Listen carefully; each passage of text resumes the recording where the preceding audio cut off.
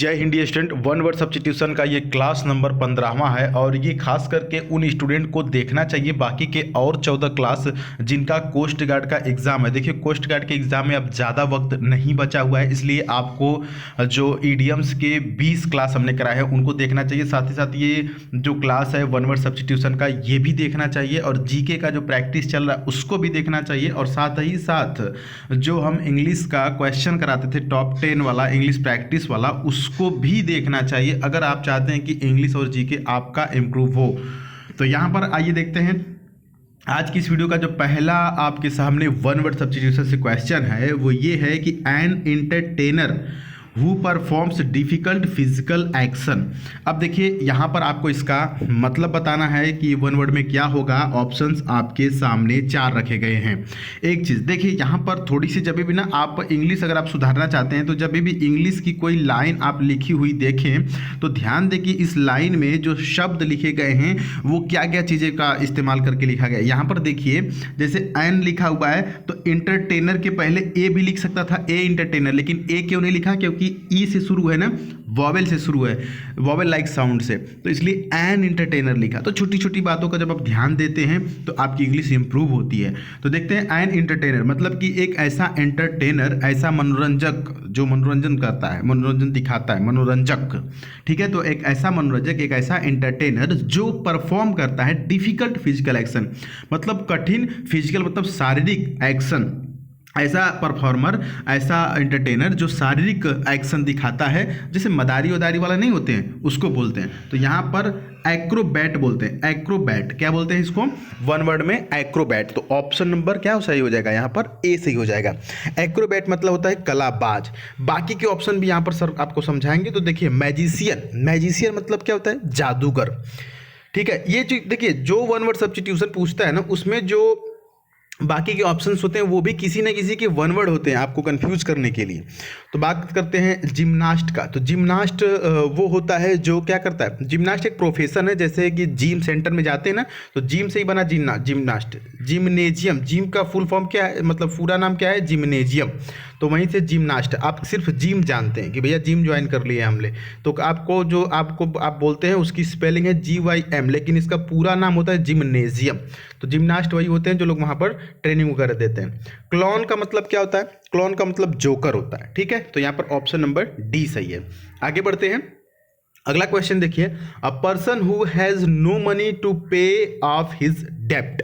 एक ऐसा व्यक्ति जिसके पास पैसा नहीं है, किस लिए? उसके कर्ज को देने के लिए। डेप्ट मतलब कर्ज। तो एक ऐसा व्यक्ति है जिसके पास क्या है? पैसा नहीं उसके कर्ज को देने के लिए। तो ऑप्शंस को समझते हैं। डेप्टर, डेप्टर का मतलब होता है उधारी। देखिए बी साइलेंट होता है, डेबटर, डेप्टर, ठीक है। तो यहाँ पर डेप्टर मतलब क्या होता है? उधारी। अच्छा, पॉपर मतलब क्या होता है? पॉपर मतलब बताइए। पॉपर मतलब, पॉपर देखिए इसको पढ़ने से समझ में आ रहा है कि पुअर, और पुअर मतलब क्या होता है? गरीब। बेगर का मतलब क्या होता है? बेगर मतलब होता है भिखारी। क्या होता है? बेगर मतलब भिखारी। तो ऑप्शन नंबर डी से हो जाएगा। जब बाकी के 3 ऑप्शन नहीं सही है तो ऑप्शन डी सही है। इंसॉल्वेंट, इंसॉल्वेंट बहुत बार पूछा है डियर स्टूडेंट, बहुत ही बार पूछा है। और जो भी बच्चा इंग्लिश ज़्यादा नहीं कम से कम 3-4 महीने से भी अगर पढ़ रहा होगा तो उसको ये शब्द जरूर दिखा होगा। इंसॉल्वेंट का मतलब होता है दिवालिया। इससे संबंधित एक और शब्द है बैंकरप्ट। जो जिन लोगों के पास पैसा नहीं होता है अपना कर्ज देने के लिए, अपना उधार देने के लिए, दैट इज इंसॉल्वेंट, ठीक है। दिवालिया भी इसको बोलते हैं। तो ऑप्शन नंबर डी सही हो जाएगा।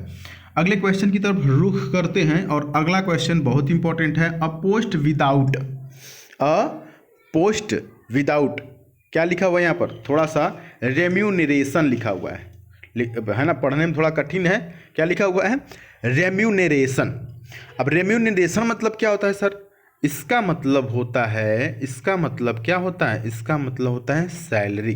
क्या होता है? सैलरी। सैलरी मतलब, सैलरी मतलब वही सैलरी जो आप काम करते हैं तो मिलता है। तो अ पोस्ट विदाउट रेम्यूनरेशन, तो एक ऐसा पद जिसमें क्या हो? सैलरी ना मिले, मतलब आप काम करेंगे लेकिन आपको क्या करेगा? पैसा नहीं मिलेगा। तो इस प्रकार का जो वन वर्ड सब्स्टिट्यूशन कल हमने कराया था और उसमें ऑप्शन नंबर सी सही था, तो यहाँ पर भी ऑप्शन नंबर सी सही है। पूछने का तरीका उसका थोड़ा सा अलग था, ठीक है। कल की वीडियो अगर आप देखेंगे तो आपको पता चलता। इसीलिए मैं कहता हूँ ना कि ईडियम हुआ या वन वर्ड हुआ, आप सेंटेंस के भाव को समझिए। तो यहाँ पर भी तो बात वही है कि बिना पैसा के आपको काम करना पड़ेगा। रेम्यूनरेशन मतलब सैलरी, और विदाउट मतलब बिना सैलरी के एक पद है, आप उस पर काम करना चाहेंगे तो डेफिनेटली ज़्यादातर लोग नहीं करना चाहेंगे, लेकिन जिसका शौक होगा वो करना चाहेगा कि चलो भैया पैसा भले ना मिले लेकिन मुझे मज़ा आता है करने में, तो अब करेंगे। ठीक है, तो ऑनरेरी यहाँ पर ऑप्शन नंबर सी सही हो जाएगा।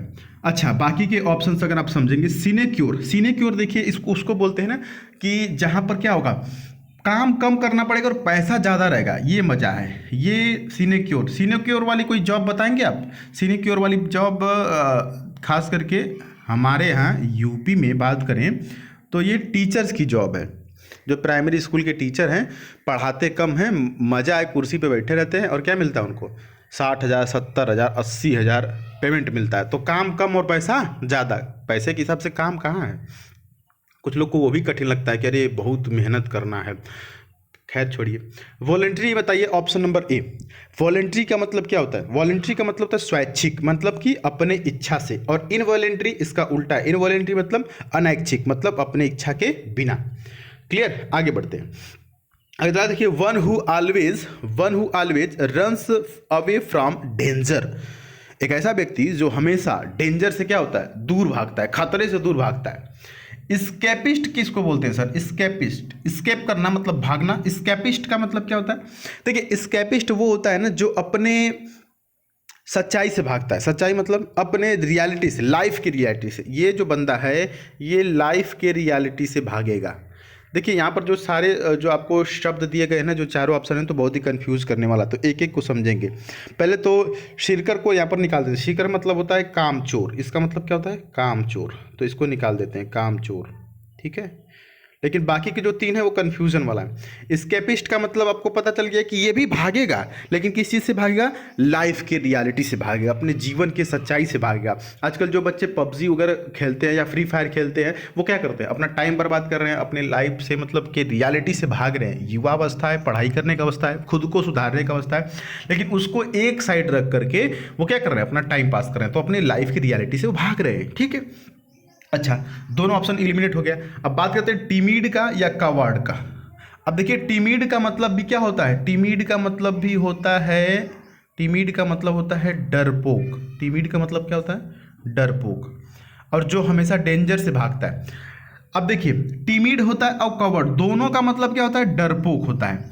लेकिन यहाँ पर ऑप्शन नंबर सी सही होगा। क्यों सर, टिमिड क्यों नहीं सही हुआ? टिमिड का मतलब जो है ना, टिमिड का मतलब ये जनरली इसके अंदर कॉन्फिडेंस की कमी होती है। जो टिमिड लोग होते हैं ना, उनके अंदर कॉन्फिडेंस की कमी होती है।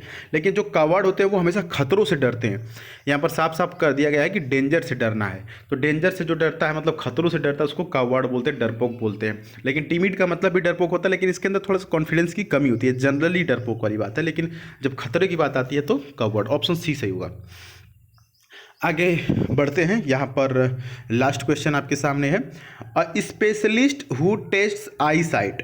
आई साइट का मतलब होता है नज़रिया। आई साइट का मतलब क्या होता है? नज़र, निगाह या नज़र।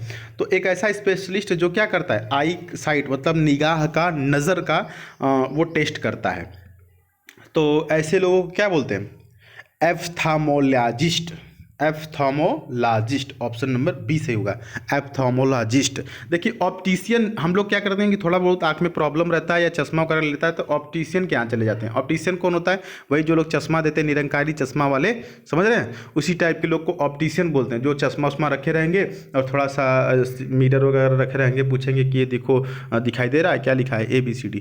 तो उस टाइप के लोग जनरली क्या होते हैं? ऑप्टिशियन होते हैं। लेकिन जो एक्चुअल में जो आँख की विशेषता को जानता है, मतलब आँख के बारे में डिटेल में जानता है, जो डॉक्टर होता है, उसको बोलते हैं एप्थामोलॉजिस्ट। क्लियर? अच्छा, इचियोलॉजिस्ट का मतलब क्या होता है? इचियोलॉजिस्ट का मतलब होता है जो लोग क्या करते हैं? फिश का स्टडी करते हैं। जो लोग फिश का स्टडी करते हैं, ठीक है, उसको बोलते हैं। न्यूरोलॉजिस्ट का मतलब उसको बोलते हैं जो तंत्रिका तंत्र, जो ब्रेन वगैरह का क्या करते हैं? अध्ययन करते हैं, न्यूरोलॉजिस्ट, है ना। न्यूरोसिटी हॉस्पिटल हमारे यहाँ है, तो तंत्रिका से संबंधित उसको भी देखा जाता है, न्यूरोलॉजिस्ट। क्लियर? तो यहाँ पर ऑप्शन नंबर बी से होंगे। डियर स्टूडेंट, तो यहाँ पर हमने क्या किया? आपको आपको 5 वन वर्ड बताया, सर 5 ही क्यों बताते हैं, ज़्यादा क्यों नहीं बताते हैं? देखिए 5 के साथ जो बाकी के 4 ऑप्शन होते हैं ना, तो उनको भी हम समझाते हैं। तो इस प्रकार से लगभग देखें तो 20-20 तैयार होते हैं। ज़्यादा बताएंगे आप भूलेंगे, लेकिन 5-5 रोज़ याद रखेंगे ना, तो 10 दिन में कितना हो जाएगा? 25। 10 दिन में कितना हो जाएगा? 50 हो जाएगा। तो 5 दिन में 25। तो ऐसे करके आप धीरे धीरे इंप्रूव कर सकते हैं, क्योंकि बाकी के आगे भी वीडियोज़ हैं तो आप देख सकते हैं। बाकी कोई भी डाउट्स हो तो आप कमेंट बॉक्स में पूछ सकते हैं। टेलीग्राम से आप जरूर जुड़िएगा, द सुधीर पांडे सर्च करके। मिलते हैं अगली वीडियो में, तब तक के लिए जय हिंद, वंदे मातरम।